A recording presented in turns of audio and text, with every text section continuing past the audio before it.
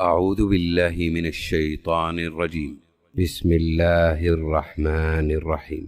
ولقد عهدنا إلى آدم من قبل فنسي ولم نجد له عزما وإذ قلنا للملائكة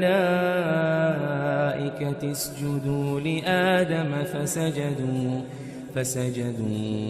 إلا إبليس أبى فقلنا يا آدم إن هذا عدو لك ولزوجك فلا يخرجنكما من الجنة فتشقى إن لك ألا تجوع فيها ولا تعرى وأنك لا تظمأ فيها ولا تضحى